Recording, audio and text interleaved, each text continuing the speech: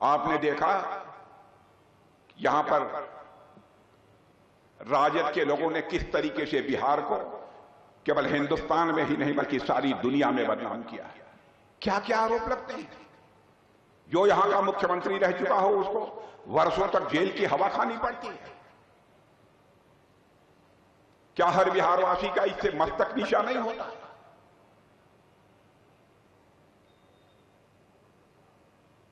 बहनों भाइयों, कोई बिहार के वरिष्ठ नेता हैं, लेकिन मुख्यमंत्री रहते हुए राजद के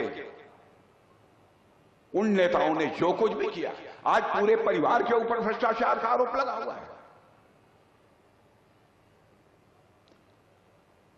मैं समझता हूं कि यह बहुत बड़ी वेदना का विषय है, केवल आपके लिए ही नहीं।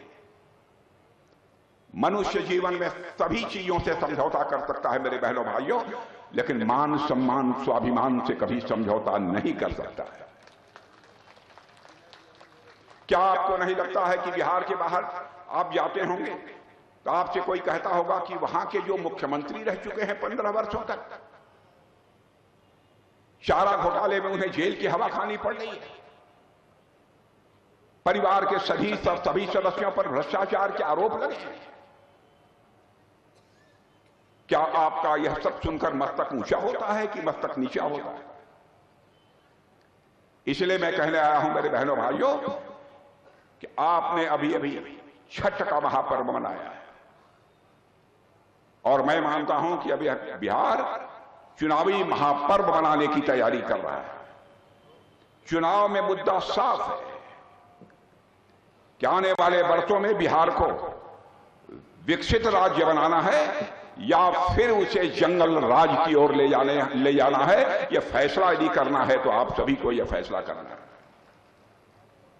और आप जानते हैं हमारे प्रधानमंत्री जी ने घोषणा की है कि भारत को हमें विकसित भारत बनाना है 2047 तक। और भारत विकसित भारत तभी बनेगा जबकि हमारा बिहार यह विकसित बिहार बनेगा, तभी यह संभव है। कोई आप में से कह सकता है, हमारे विरोधी भी ये कह सकते हैं, कैसे आपके प्रधानमंत्री मोदी जी भारत को विकसित भारत बना देंगे, दुनिया में सबसे धनवान बना देंगे 2047 तक। यह सवाल कोई पूछ सकता है।